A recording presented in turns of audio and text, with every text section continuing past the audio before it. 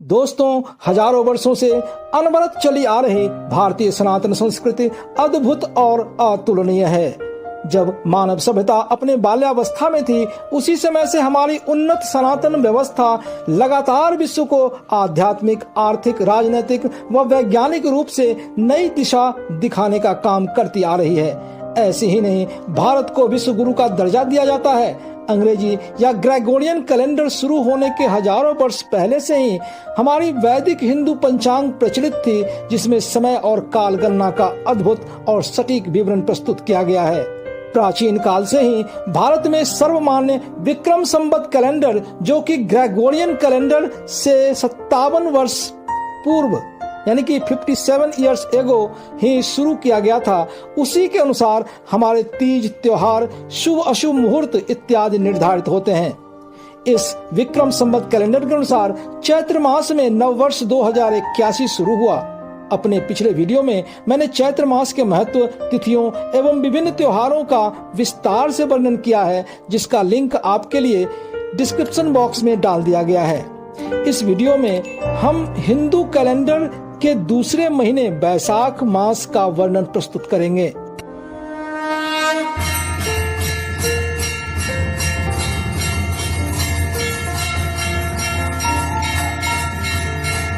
दोस्तों नमस्कार, मैं प्रदीप झा। मेरे इस दिव्य नॉलेज चैनल में आपका स्वागत है। एक कथा के अनुसार देवर्षि नारद जी ने जब ब्रह्मा जी से सभी महीनों में सर्वश्रेष्ठ महीना के बारे में जानना चाहा, तो ब्रह्मा जी ने बैसाख मास का नाम लिया। आगे का विवरण जानने से पहले आपसे रिक्वेस्ट है कि आप इस वीडियो को लाइक व शेयर करें तथा चैनल को सब्सक्राइब कर बेल आइकन जरूर दबाएं। विक्रम संवत में वैसाख का महीना दूसरा महीना होता है। हिंदू पंचांग के अनुसार चंद्रगति पर आधारित कुल 12 महीने होते हैं। चैत्र, बैसाख, ज्येष्ठ, आषाढ़, श्रावण, भाद्रपद, आश्विन, कार्तिक, अगहन या मार्गशीर्ष, पौष, माघ और फाल्गुन। सभी महीनों के नाम पूर्णिमा के तिथि को चंद्र जिस नक्षत्र में होता है उसी के नाम पर रखा गया है। जैसे कि चूंकि बैसाख मास के पूर्णिमा को चंद्रमा विशाखा नक्षत्र में होता है, इसीलिए इस महीने का नाम बैसाख रखा गया। हर महीने अथवा मास में कुल 30 तिथियां होती है, जिसे 2 पक्षों कृष्ण पक्ष और शुक्ल पक्ष में विभाजित किया गया है। यानी एक पक्ष, जिसे हम पखवाड़ा भी कह सकते हैं, उसमें कुल 15 तिथियां होती है। जब चंद्रमा का आकार घटने लगता है तो वह कृष्ण पक्ष कहलाता है, और इसका 15वां तिथि अमावस्या होता है, जब चंद्रमा बिल्कुल ही दिखाई नहीं देता है। जबकि शुक्ल पक्ष में चंद्रमा का आकार बढ़ने लगता है और 15वें तिथि यानी कि पूर्णिमा को चंद्रमा अपने पूर्ण स्वरूप में होता है, और यही मास का अंतिम तिथि भी होता है। पर कमाल की बात तो यह है कि मास के दोनों पक्षों में तिथियों के नाम एक ही जैसे होते हैं। यानी कि कृष्ण पक्ष में तिथियों का जो नाम होता है वही नाम शुक्ल पक्ष में भी होता है। केवल कृष्ण पक्ष के 15वें अथवा अंतिम तिथि को अमावस्या कहा जाता है, जबकि शुक्ल पक्ष के 15वें अथवा अंतिम तिथि को पूर्णिमा कहते हैं। तिथियों के नाम इस प्रकार हैं: प्रतिपदा पहली तिथि, द्वितीया दूसरी तिथि, तृतीया तीसरी तिथि, चतुर्थी चौथी तिथि, पंचमी पांचवी तिथि, षष्ठी या षष्ठी छठी तिथि, सप्तमी सातवीं तिथि, अष्टमी आठवीं तिथि, नवमी नौवीं तिथि, दसवीं 10वीं तिथि, एकादशी 11वीं तिथि, द्वादशी 12वीं तिथि, त्रयोदशी 13वीं तिथि और चतुर्दशी 14वीं तिथि। विक्रम संवत कैलेंडर, जो कि सर्वमान्य हिंदू कैलेंडर है, उसमें सभी महीनों का आध्यात्मिक और वैज्ञानिक दृष्टिकोण से अपना अलग ही पहचान है। वर्ष के दूसरे मास बैसाख की भी अपनी विशेषताएं हैं। यह मास संयम, अहिंसा, आध्यात्म, शिक्षण और लोक सेवा का मास है। इस मास में जो व्यक्ति जितनी सेवा कार्य करता है वह उसके लिए उतना ही लाभकारी माना जाता है। हमारे शास्त्रों में इस मास के जलदान को उत्तम माना गया है। साथ ही इस मास में प्रतिदिन सूर्योदय से पहले ही स्नान करने और ईश्वर की भक्ति में मन लगाने से व्यक्ति का यह जीवन निर्मल बन जाता है और वह अपने परलोक को भी सुधार लेता है। क्योंकि इस मास में ऋतु परिवर्तन हो जाता है, जिसके कारण ग्रीष्म ऋतु की तपन बढ़ने लगती है। ऐसे में जलदान को सर्वोत्तम माना गया है। प्राणियों को जल पिलाना, कुओं और प्याऊ का निर्माण करवाना अति फलदायी माना गया है। स्कंद पुराण में कहा गया है कि इस मास की तुलना में कोई अन्य मास नहीं है। जिस प्रकार सत्ययुग के समान कोई युग नहीं, वेदों के समान कोई शास्त्र नहीं, गंगा स्नान के समान कोई तीर्थ नहीं, उसी प्रकार वैशाख मास के समान कोई मास नहीं है। एक प्रश्न के उत्तर में देवर्षि नारद जी ने ऋषि अम्बरीश को बताया कि जब समय का विभाजन हो रहा था, उस समय ब्रह्मा जी ने वैशाख मास को अत्यंत पवित्र माना। जिस प्रकार माँ अपने बच्चों को मनचाहा वस्तु प्रदान करती है, उसी प्रकार वैशाख मास भी सभी मनोकामनाएं सिद्ध करता है। समस्त देवताओं द्वारा पूजित वैशाख मास धर्म, यज्ञ, क्रिया और व्यवस्थाओं का सार है। भगवान विष्णु को यह मास सर्वाधिक प्रिय है। सनातन परंपरा में वैशाख मास बहुत ही महत्वपूर्ण माना गया है।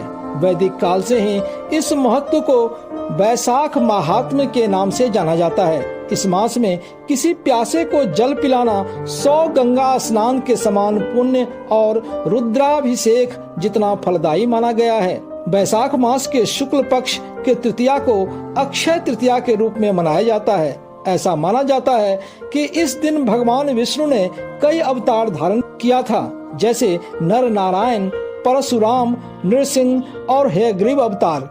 शुक्ल पक्ष की नवमी तिथि को देवी लक्ष्मी माता सीता के रूप में धरती से प्रकट हुई थी। ऐसा माना जाता है कि त्रेता युग की शुरुआत वैशाख मास में ही हुई थी। वैशाख मास की पवित्रता और दिव्यता के कारण ही कालांतर में इस मास की तिथियों को अनेक देव मंदिरों के पट खोलने और महोत्सव मनाने के साथ जोड़ दिया गया। इसी कारण से सनातन हिंदू धर्म के 4 पवित्र धामों में से एक बद्रीनाथ धाम के कपाट वैशाख मास के अक्षय तृतीया के दिन खुलते हैं। इसी मास शुक्ल पक्ष की द्वितीया को एक और धाम पुरी में भगवान जगन्नाथ की रथ यात्रा भी निकलती है। इसके अलावा वैशाख पूर्णिमा को बौद्ध धर्म के संस्थापक गौतम बुद्ध की जयंती मनाई जाती है। वैशाख पूर्णिमा को दक्षिण भारत के राज्य तमिलनाडु में वैकासी विशाखम के रूप में मनाया जाता है, जो भगवान मुरुगन का जन्म दिवस होता है। यहाँ मैं आपको बता दूं कि मुरुगन भगवान शिव के ज्येष्ठ पुत्र हैं। वैशाख शुक्ल पक्ष के पंचमी को सनातन हिंदू धर्म के महान दार्शनिक और धर्माचार्य आदि शंकराचार्य के जन्मदिन के रूप में मनाया जाता है। वैसे तो इस मास के हर तिथि का अपना अलग ही महत्व है, पर वैशाख मास में मनाए जाने वाला कुछ प्रमुख व्रत व त्योहार इस प्रकार हैं।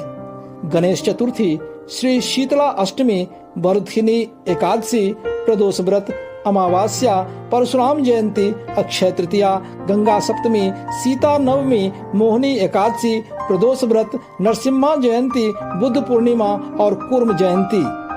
आइए अब जानते हैं कुछ प्रमुख व्रत व त्योहारों के विधान, महिमा और उनसे प्राप्त होने वाले फल के बारे में। पहला है वरुथिनी एकादशी। दोस्तों, वर्ष में कुल 24 एकादशी होती है, यानी कि हर महीने 2 एकादशी होती है। सभी एकादशी भगवान श्री विष्णु को समर्पित है और सबका अपना अलग महत्व है। वैशाख मास में कृष्ण पक्ष के एकादशी को वरुथिनी एकादशी के नाम से जाना जाता है। माना जाता है कि इस एकादशी के व्रत व पूजन से दुख और दरिद्रता से मुक्ति मिलती है और सौभाग्य में वृद्धि होती है।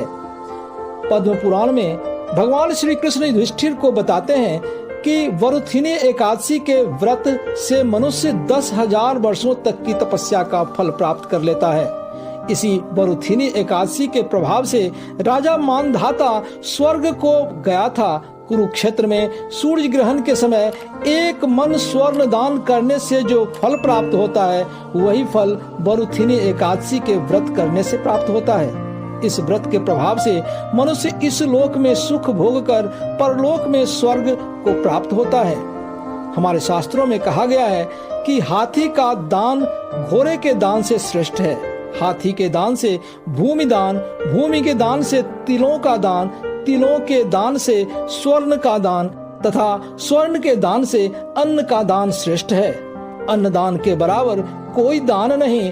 अन्नदान से देवता, पितर और मनुष्य तीनों तृप्त हो जाते हैं। शास्त्रों में इसे कन्यादान के बराबर माना गया है। बरुथिनी एकादशी के व्रत से अन्नदान तथा कन्यादान दोनों के बराबर फल मिलता है। बरुथिनी एकादशी व्रत करने से पहले 10वीं तिथि को इन चीजों को त्याग दें। कांसे के बर्तन में भोजन करना, मांस, मसूर की दाल, चने का शाक, कोदो का शाक, मधु या शहद, दूसरों के प्रति द्वेष, दूसरी बार भोजन और स्त्री प्रसंग। व्रत वाले दिन जुआ खेलना, पान खाना, दातून करना, दूसरे की चुगली या निंदा करना, क्रोध करना और झूठ बोलना वर्जित है। इस व्रत में नमक, तेल और अन्न का प्रयोग ना करें।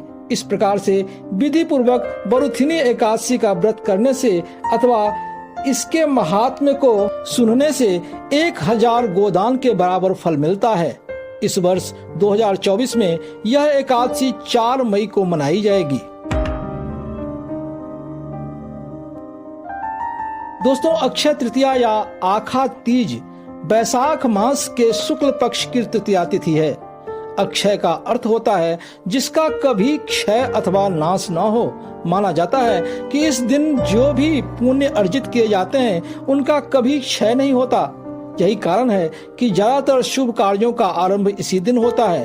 अक्षय तृतीया को स्वयं सिद्ध मुहूर्त माना गया है, यानी कि इस दिन बिना पंचांग देखे शुभ व मांगलिक कार्य किए जाते हैं। इस दिन शुरू किए गए कार्यों के शुभ फल प्राप्त होते हैं। आपके मन में एक प्रश्न तो जरूर उठ रहा होगा कि आखिर इस तिथि में क्या विशेषता है कि इस दिन किए गए कार्य का शुभ व अक्षय फल प्राप्त होता है। आइए जानते हैं इसके बारे में। पहला है, अक्षय तृतीया के ही दिन भगवान परशुराम का जन्म हुआ था। दूसरा है, इसी तिथि को मां अन्नपूर्णा जयंती भी मनाई जाती है। तीसरा है, भगवान विष्णु के चरण से इसी तिथि को मां गंगा का अवतरण धरती पर हुआ था। चौथा है, द्वापर युग में द्रौपदी को चीरहरण से भगवान श्री कृष्ण ने इसी दिन बचाया था। पांचवा है, अक्षय तृतीया को ही कुबेर को खजाना मिला था। छठा है, सत्ययुग और त्रेता युग का आरंभ इसी तिथि को माना गया है। सातवां है, कहते हैं श्री कृष्ण और सुदामा का मिलन भी अक्षय तृतीया के दिन ही हुआ था। आठवां है, ब्रह्मा जी के पुत्र अक्षय कुमार का अवतरण भी इसी तिथि को हुआ था। नौवां है, 4 धामों में से एक धाम बद्रीनाथ के कपाट इसी तिथि को खुलती है। 10वां है, वृंदावन के बांके बिहारी मंदिर में प्रभु श्री कृष्ण के विग्रह के चरण दर्शन इसी तिथि को होती है, अन्यथा साल भर चरण वस्त्रों से ढके रहते हैं। और 11वां है, महाभारत के युद्ध की समाप्ति इसी तिथि को हुई थी।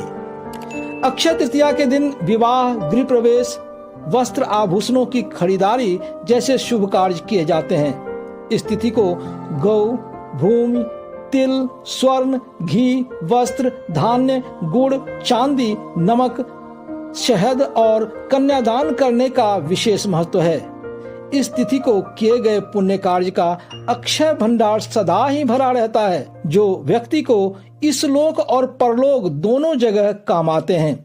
इस दिन सच्चे मन से अपने अपराधों की क्षमा मांगने पर भगवान क्षमा करते हैं और अपनी कृपा से निहाल करते हैं। इस वर्ष 2024 में 10 मई को अक्षय तृतीया का पर्व मनाया जाएगा।